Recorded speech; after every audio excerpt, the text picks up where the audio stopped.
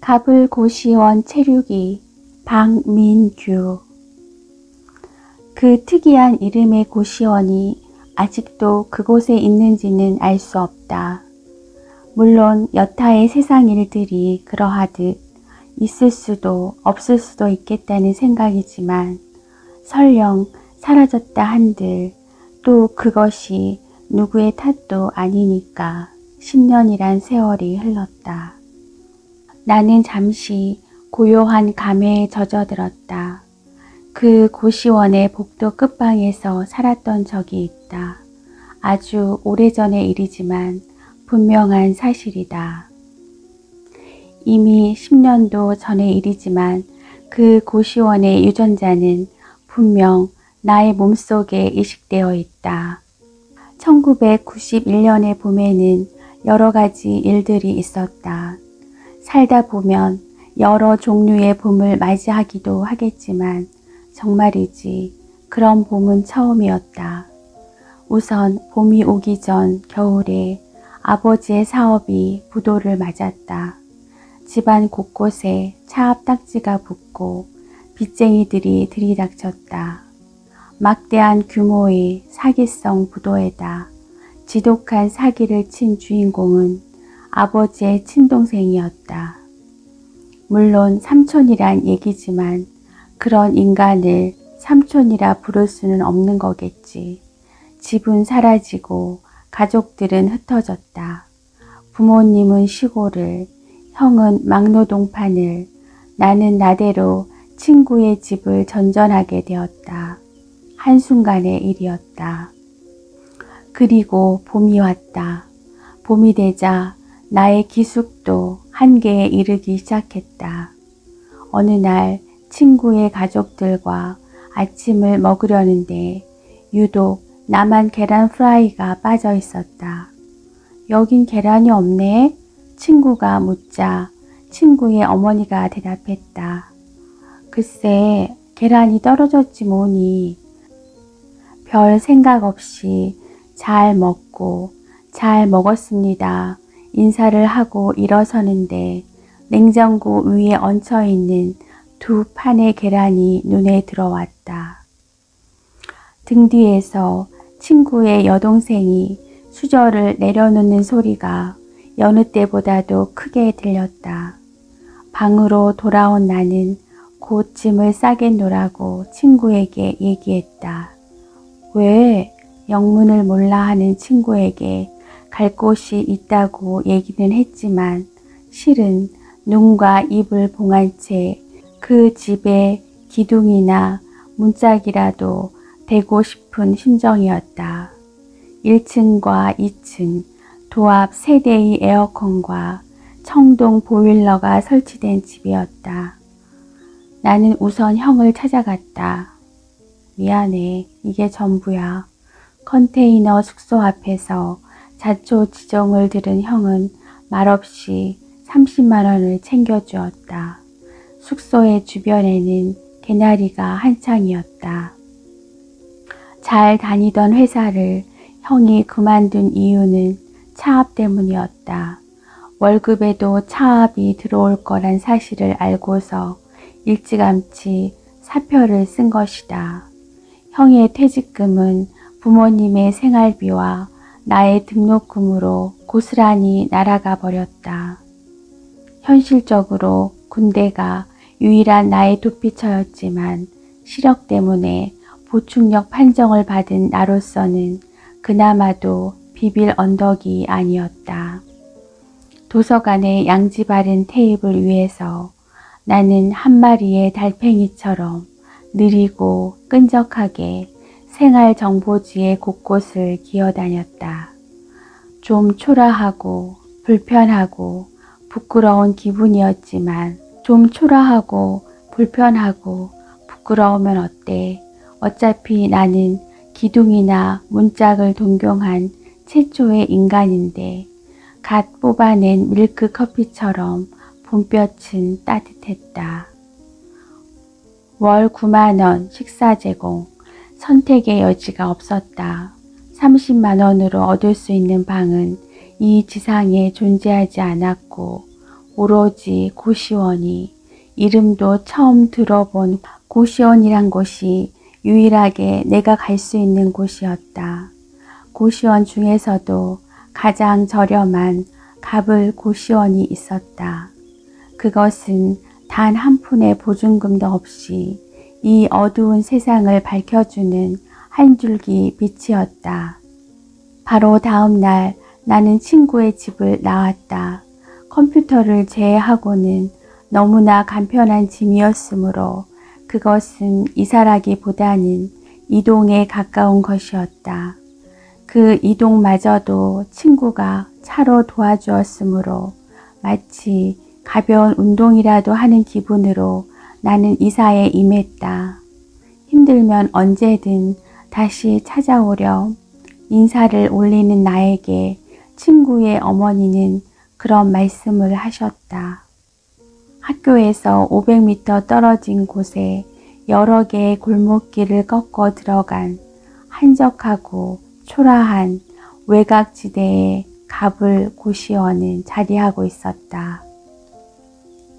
페인트가 벗겨진 낡은 3층이었지만 건물 뒤편에 작은 야산이 있어 더할 나위 없이 공기가 상쾌한 곳이었다. 야산 쪽을 향한 진입로의 입구에는 몇 그루의 벚꽃나무가 흔들리며 서 있었다. 고시원? 여기 고시 공부하는 데잖아. 차에서 내린 친구는 어이가 없다는 표정을 지었다. 나 역시 걱정이 들긴 마찬가지였으나 내심 고시생이라 우기면 되겠지 정도의 얄팍한 계산을 하고 있었다. 그러나 우리가 미처 몰랐던 중요한 한 가지 사실은 이미 그 무렵부터 세상의 고시원들이 여인숙의 대용 역할을 하기 시작했다는 것이다. 즉, 걱정도 팔자였던 것이다. 변화의 이유는 알 수 없다. 아무튼 1991년은 일용직 노무자들이나 유흥업소의 종업원들이 갓 고시원을 숙소로 쓰기 시작한 무렵이자 그런 고시원에서 아직도 고시 공부를 하는 사람이 남아있던 마지막 시기였다. 그러니까 그곳을 찾는 사람에게도 또 고시원으로서도 조금은 쑥스럽고 애매한 시기였던 셈이다. 그런 사실을 알 리 없는 우리는 조심조심 계단을 올라갔다. 누구의 탓도 아니었다. 20대에는 누구나 이름과 외모로 세상을 판단하며 우리는 마침 20살이었고 어쨌거나 그곳은 갑을 고시원이란 간판을 걸고 있었으니까. 이윽고 고시원의 현관 앞에 이른 우리는 한 차례의 심호흡을 한 후 조심스레 문을 열었다. 실내 정숙. 현관에 올라서니 우선 큰 글씨의 현판이 사람을 압도했다. 누구나 쓸 수 있는 붓글씨의 누구도 걸지 않을 촌스러운 액자였다. 우리는 곧장 방으로 안내되었다. 터무니없이 길고 좁고 어두운 폭이 40cm가 될까 말까한 복도였다. 때문에 기차 놀이라도 하듯 저절로 우리는 일렬이 되었다. 정숙하게 기차는 터널 속으로 들어갔다. 방은 복도의 맨 끝에 있었다. 빈 방이 하나뿐이에요. 방의 키를 따며 주인이 속삭였다. 내일도 누가 와서 본다고 하는데 먼저 예약하신 분이 있다고 말해버렸지 뭐야. 참 그러고 보면 방임자는 따로 있는 거라니까. 그리고 갑자기 말이 많아진 주인이 문을 여는 순간 우리는 정말이지 기겁을 했다. 그것은 방이라고 하기보다는 관이라고 불러야 할 사이즈의 공간이었기 때문이다.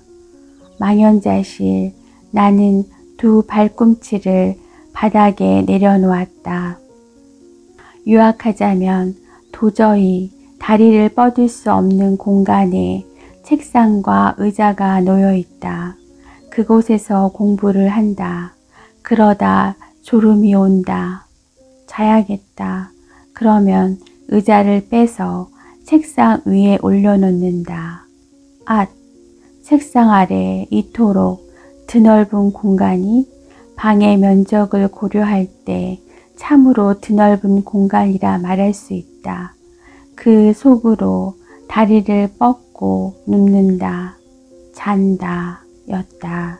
천장의 중간에는 엑스레이 사진 속에 희미한 뼈 같은 초소형의 형광등이 켜져 있다. 그다지 보고 싶지 않은 불빛이지만 잠을 잘 때를 제외하고는 언제나 형광등을 켜야 한다. 창문이 없기 때문이다. 그럼 식사는 어떻게? 따라오세요. 우리는 다시 기차놀이를 하듯 건물의 옥상으로 올라갔다.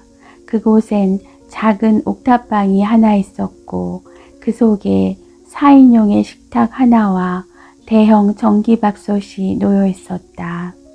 주인은 보란듯이 밥솥의 뚜껑을 열어 젖혔다. 오래된 듯한 밥이 그러나 많이 밥솥 속에 들어 있었다.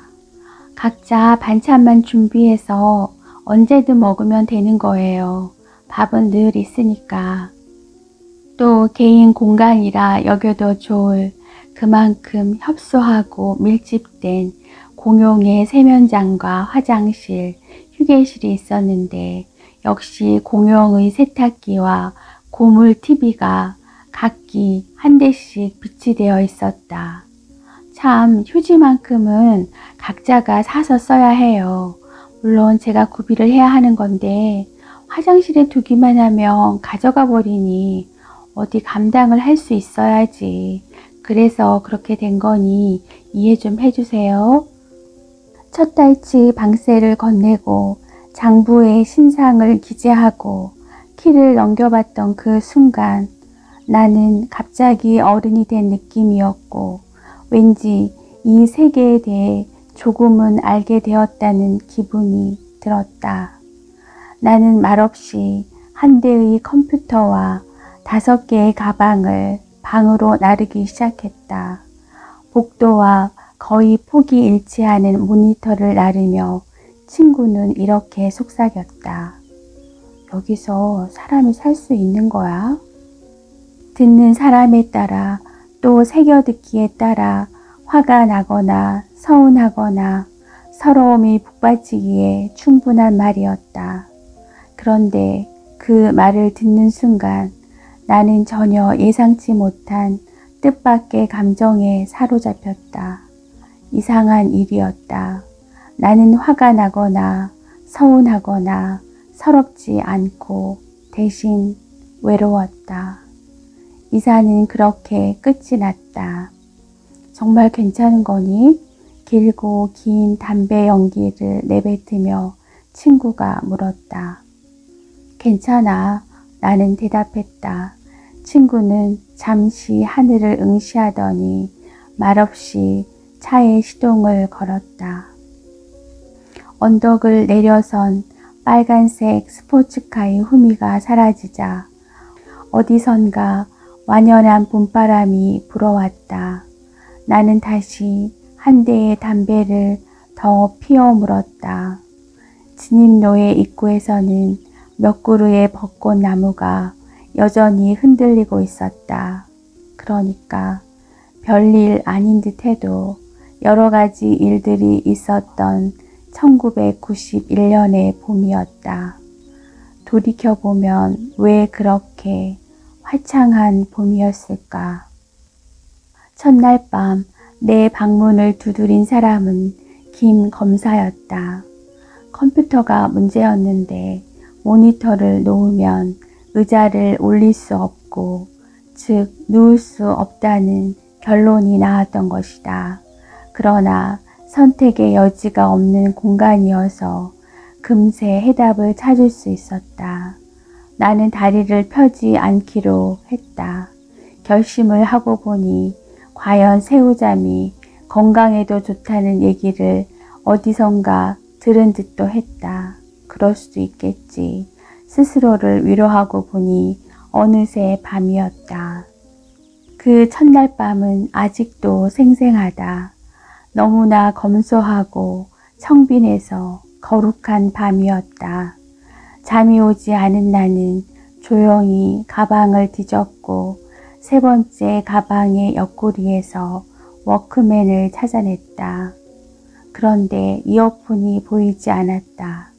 결국 숨을 죽이며 주파수를 맞춘 다음 들릴락 말락 최저의 볼륨으로 음악을 듣기 시작했다. 그러니까 얼마나 최저의 볼륨이었냐 하면 가사는 전혀 알아들을 수 없고 그저 음악이 나오는구나 정도를 알 수 있는 쟁쟁쟁쟁의 연속이었다. 이상하게도 그 쟁쟁쟁쟁을 듣고 있으니 왈칵 눈물이 났다. 제목을 알 수 없는 그 정도의 명곡이었던 것이다. 똑똑 노크 소리가 나기 직전에 옆방의 문이 열리는 소리를 들었으므로 나는 노크의 주인공이 옆방 사람이란 걸 쉽게 알 수 있었다. 인사라도 하고 지낼까라는 생각으로 문을 열자 인사를 도저히 할 수 없는 환한 얼굴이 문 밖에 서 있었다. 남자로선 작은 키, 땅따란 체구, 나보다 10살 정도는 많아 보이는 짧은 머리의 남자가 두 손을 허리춤에 얹은 채 나를 노려보고 있었다. 금태 안경 속에 작은 눈은 충혈되어 있었다. 조용히 해! 단 한마디만을 내뱉은 후 남자는 자신의 방으로 들어갔다.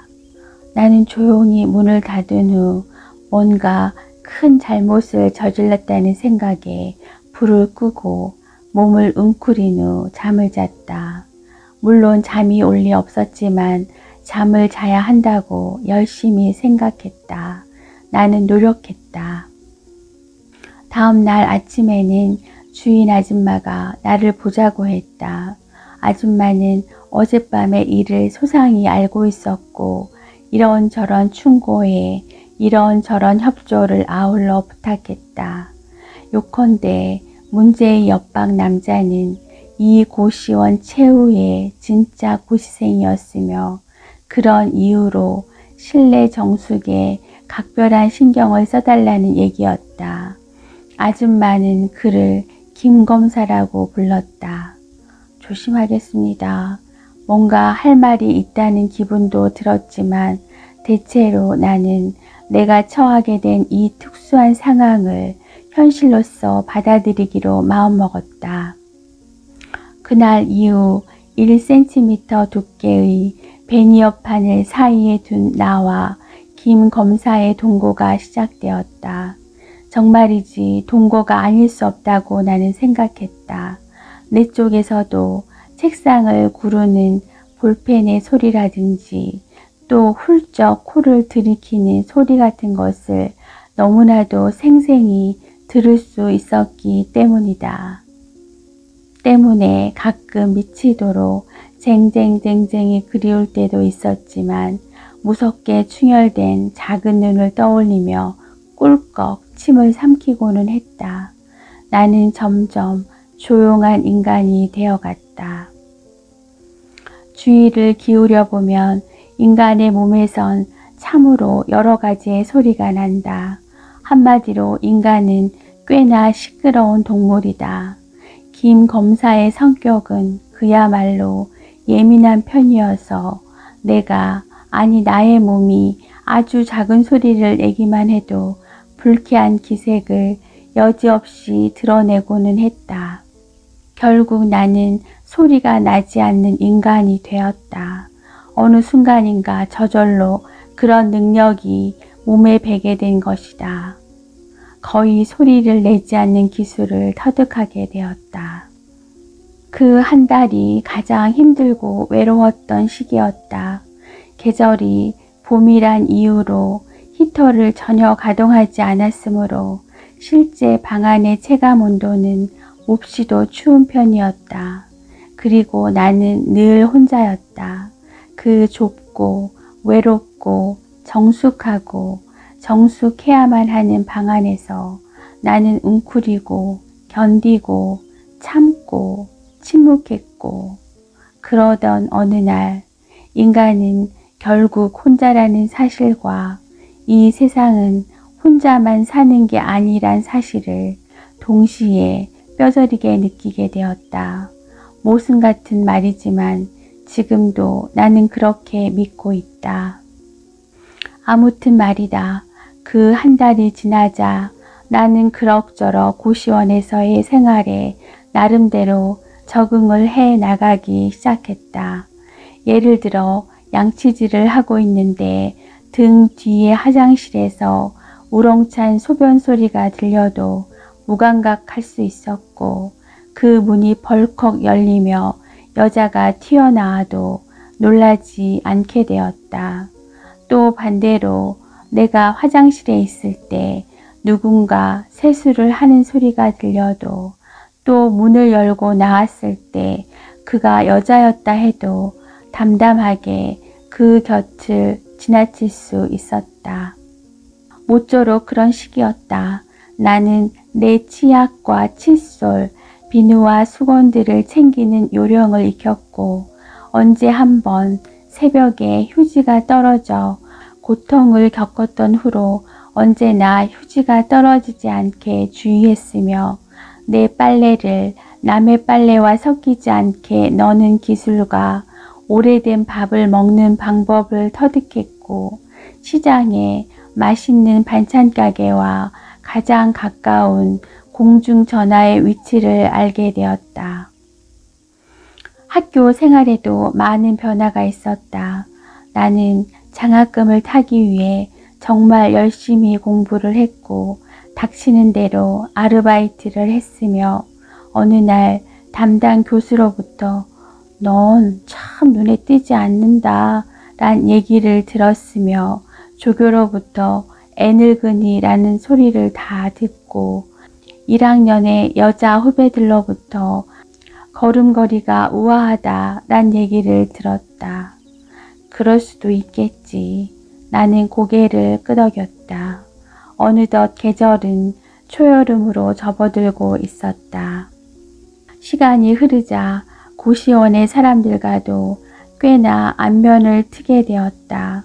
하지만 마주친다 해도 대개가 가벼운 눈인사에 불과했고, 대화를 한다거나 따위의 일은 좀처럼 일어나지 않았다.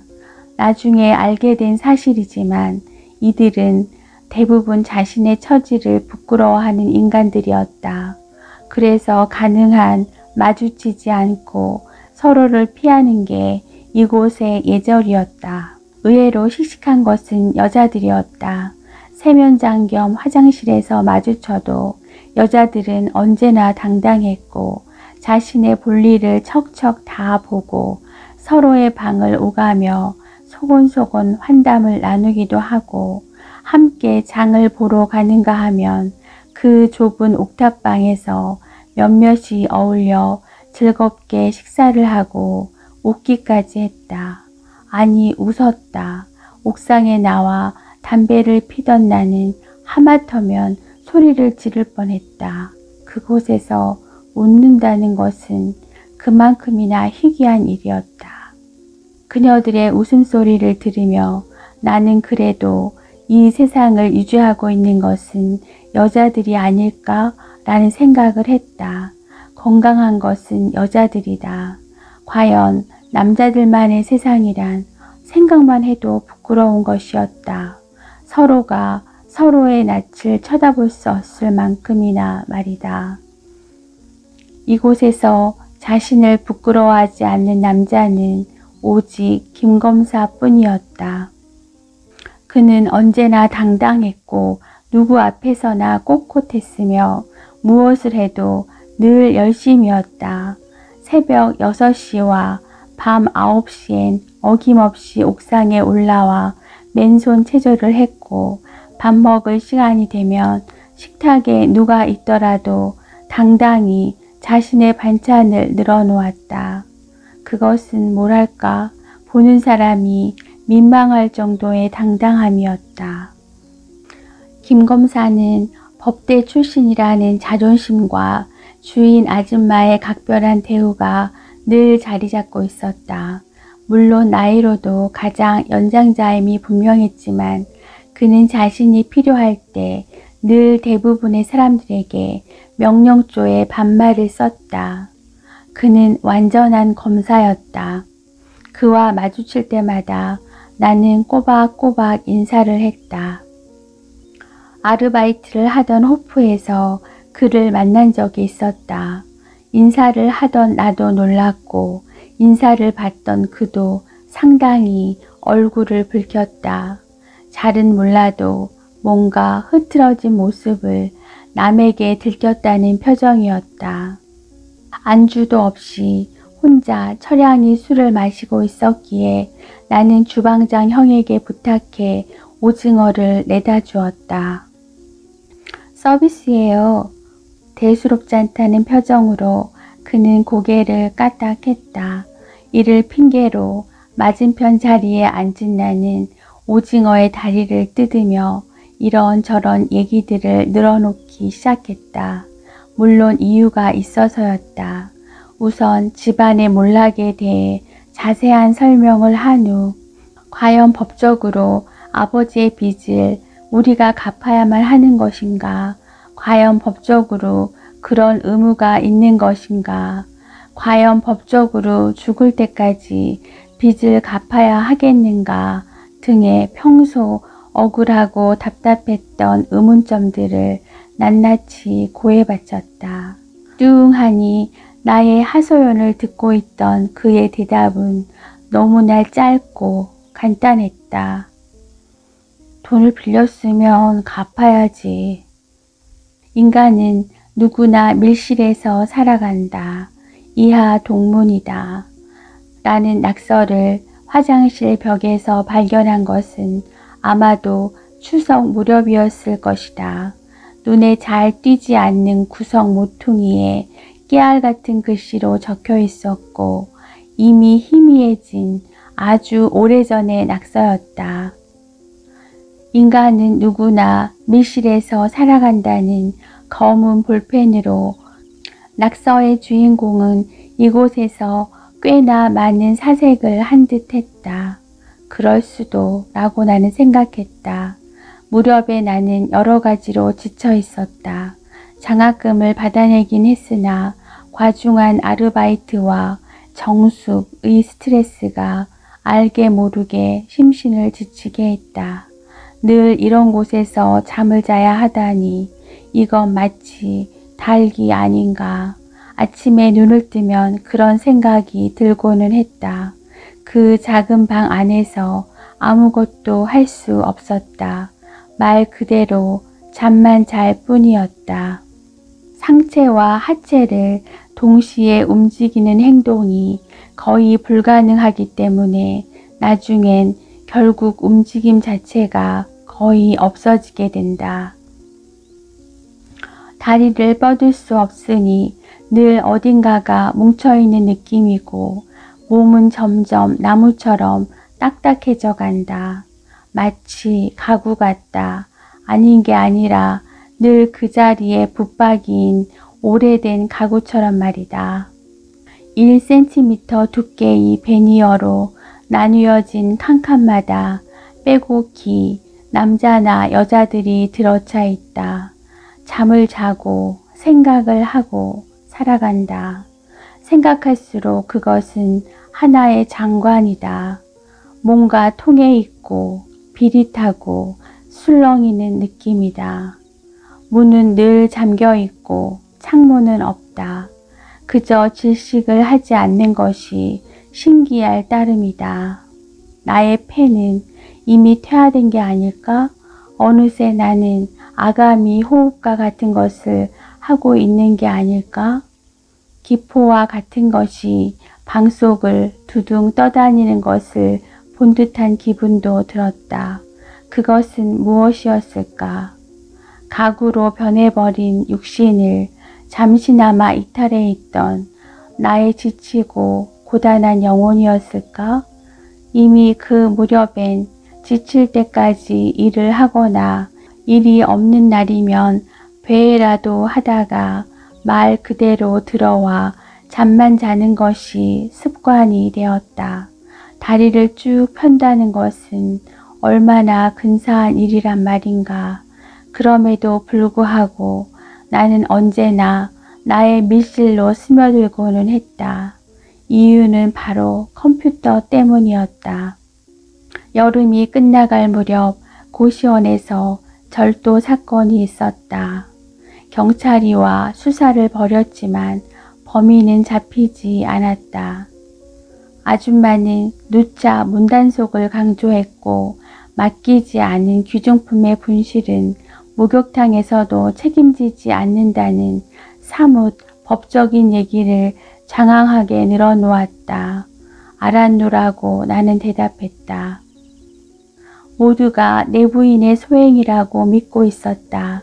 나는 대학생의 컴퓨터도 예외는 아닐 거란 생각이 들었다.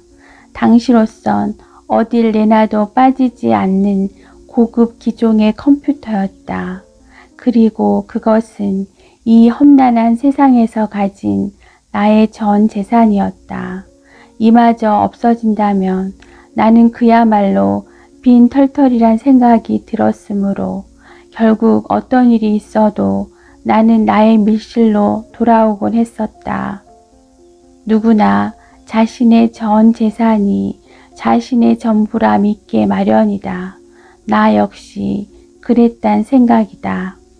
하루는 군 입대를 앞둔 동기의 송별회가 있어 꽤 늦은 밤까지 술을 마시게 되었다.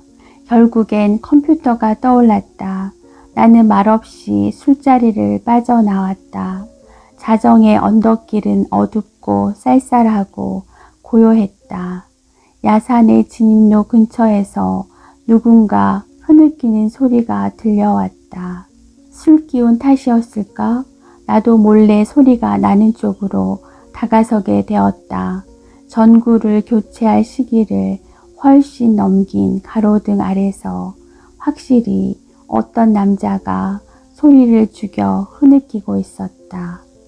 김 검사였다. 자세히 보니 그곳에는 김 검사만 있는 것이 아니었다. 나무를 등진 채 서 있는 묘령의 여자가 보였고 김 검사는 그 앞에서 울고 있었다. 처음 보는 여자였다. 여자는 냉랭했고 김 검사는 계속 뭔가를 하소연하고 있었다. 여자는 끝까지 냉랭한 표정을 유지하더니 결국 김 검사의 손길을 뿌리치며 언덕 아래로 내려갔다. 쿵! 들어와 누운 지 얼마 지나지 않아 옆방의 문소리가 큰 소리로 울렸다. 평소 때와는 확실히 다른 소리였다. 무슨 일이 있었던 걸까?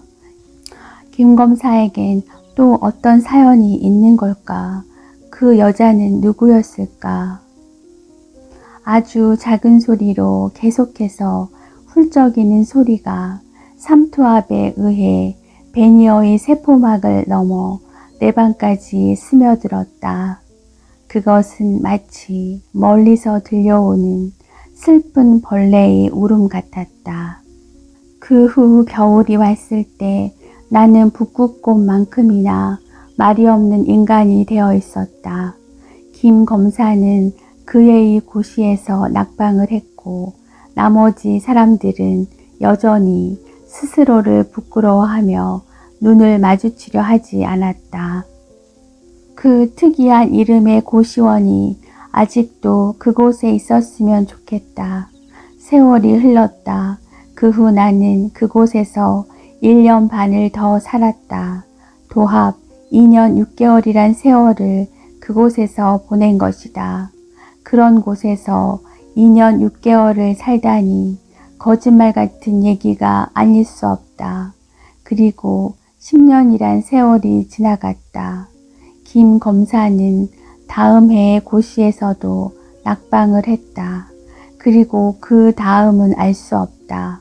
언젠가 시골에서 그의 부모들이 올라왔고 마지막 고시생은 울면서 짐을 쌌다는 얘기를 전해 들었다. 즉 전해 들었을 뿐이다. 늦은 밤 들어오니 그의 방은 텅 비어 있었다. 시간이 지나면서 빚은 저절로 사라졌다. 세상은 그런 식으로 우리의 죄를 사해준다는 생각이 들기도 하고 아니면 형이 죽음으로써 그 빚을 모두 갚았을 거란 생각이 들기도 한다. 어떤 쪽도 결국은 빚이란 생각이다. 아버지와 어머니는 농사를 지으신다. 물론 대부분의 생활비는 내가 보내드리는 것이고 이른바 소일거리로서의 농사이다. 아버지의 친동생은 미국에서 붙잡혔다. 수감되었다는 소식, 그 이후의 소식은 알지 못한다. 그리고 나는 졸업을 하고 취직을 하고 결혼을 했다. 간신히 안간힘을 다해 할 수 있었다는 생각뿐이다. 그나마 나는 운이 좋았다는 생각뿐이다. 오로지. 그리고 그 사이 역시나 간신히 나는 작은 임대 아파트 하나를 마련할 수 있었다. 비록 작고 초라한 곳이지만 입주를 하던 날 나는 울었다. 아마 당신이라도 울 수밖에 없었을 것이다. 마치 꿈처럼 나는 두 발을 뻗고 자고 아주 자주 내 몫의 계란 프라이를 먹으며 살고 있다. 그리고 간혹 아주 가끔 나는 그 고시원의 작은 밀실을 떠올리고는 한다.